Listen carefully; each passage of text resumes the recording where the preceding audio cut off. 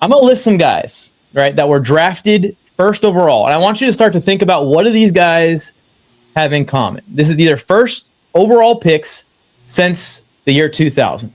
Caleb Williams, Trayvon Walker, Bryce Young, Trevor Lawrence, Joe Burrow, Kyler Murray, Baker Mayfield, Myles Garrett, Jared Goff, Jameis Winston, Jadeveon Clowney, Cam Newton, Andrew Luck, Sam Bradford, Jake Long, Carson Palmer, David Carr, Mike Vick. I mean, I could probably keep going, but all of these first-round picks have cursed careers, Tony. I don't know if you've noticed, but they all end up in either terrible situations, which obviously you're the first overall pick, but a lot of people commented this and were coming after me because I made a TikTok about this already. They're saying, well, obviously the worst team has the first overall pick. But then when you go and look at the second overall pick study, like all the second overall picks had great careers. So the first overall pick seems to be the only spot in the draft over the last 20 years that you almost guarantee yourself that you're not going to win a Super Bowl if you're taking first overall. Now, some players have done it. Like Eli won a Super Bowl out of first overall. Stafford won a Super Bowl out of first overall. But these guys had to leave their team to go and do it. I'm bringing this all full circle basically to say, like, if you're the Titans or Cam Ward and you're just seeing this trend, would it worry you at all? Like, would you want to just trade out just for the simple fact that it seems like the pressure of picking the best player year after year is collapsing these teams? Like, there's too much on the backs of these players, and even guys like Andrew Luck can't handle it. So I think the problem is, and there was a lot of teams, if you really looked at that list, that were repeating, that were picking back up there at number one overall. A lot of those, I think I heard the Falcons a couple times and the Browns a couple times and the Browns. The Rams were a couple of times in there. Like, you have to get this. There's like it's ownership has to get on the same page with a GM and a coach, and it's all going to start there. And everything you're going to do, like, you have to be on the same page with how you're allocating money and resources, whether it's in free agency or to your facilities, how you take care of the families, and you're building up all of this stuff. But then now, more so than ever, the way that they've structured the rules in the NFL, you are just floundering in the middle of the ocean if you don't have a quarterback. Like, you just cannot play in the modern NFL if you don't have a guy who's a difference maker that's there. And we use this term now where it's like, he has to be a generational talent or whatever it is. How many real generational players have there been? Peyton Manning is one of those guys that was able to take a franchise that had been pretty terrible since like Unitas to then, like, even if like, I'm glad you bring him up because he is the last. Well, Eric Fisher did it with the Chiefs, but that's kind of like a mute point. The left tackle comes in it. Peyton Manning is the last like true first overall pick to carry his team to dynasty or Super Bowl, whatever you want to call it. They weren't a dynasty, but to carry his team to contention like that.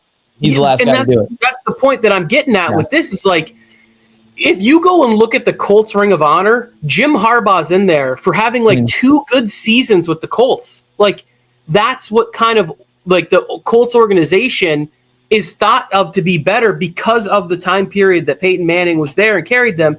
And for him to have to sit out a year where they had like Curtis Painter or whatever his name was at quarterback, it's like, then they were able to get Andrew Luck, but even Luck couldn't get the franchise back to where where like they wanted them to be because of the way that things are done there. And then Colts fans get frustrated about it. It's like, even now, if you look at the Colts roster, like, it looks pretty good, but I don't have any faith that this thing's going to be figured out with what's going on, where they're going to take the step to where they need to be.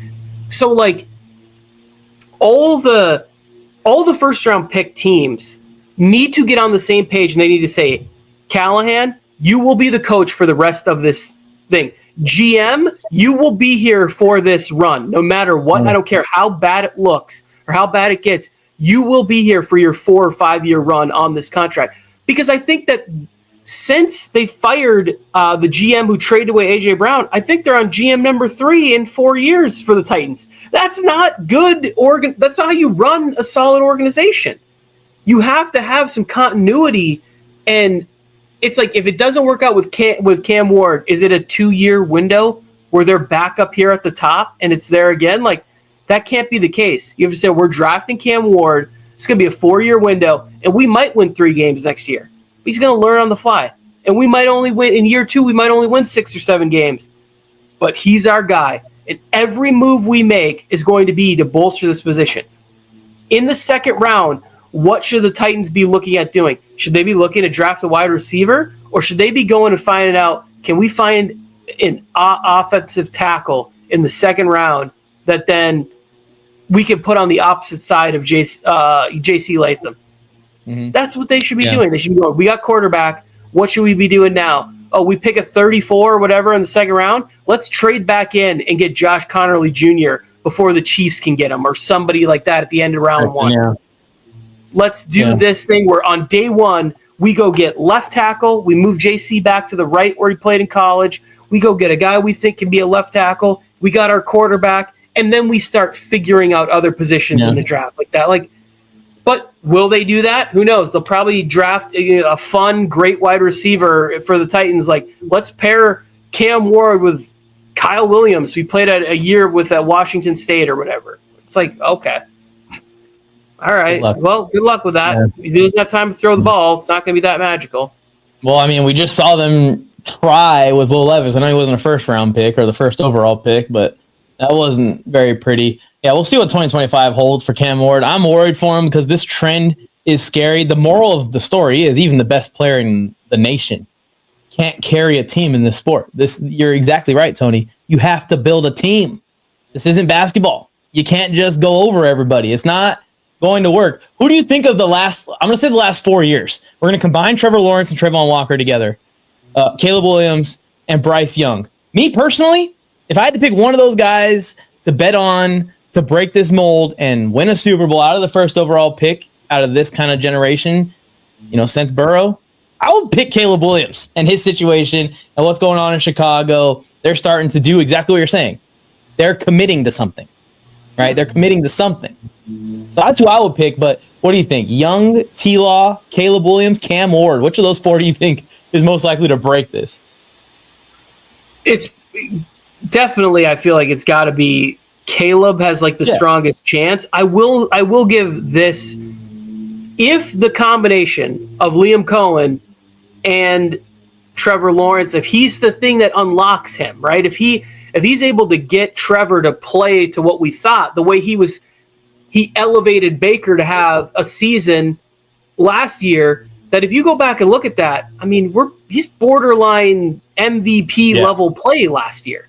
So if he can get Trevor to that scenario, and I've already said to you and Joe and anybody I talk to, the Jaguars are going to be a surprise team where they win 10 games next year. They're challenging the Texans because they're going to have a last place schedule with an offensive coach that I think is going to be able to come in there and elevate Brian Thomas Jr. And if they go with, let's say that they draft, offensive skill player, first round, and then come back and go Mason Taylor second round. Who you thinking, Tony? Bill Flames, I went Mike on the mic. What's up, the brand new one time for your mind? He gave you fair warning. Now it's time to smack him in the mouth with that raw sports talk from the town. Sweet chin music to your favorite sportscaster.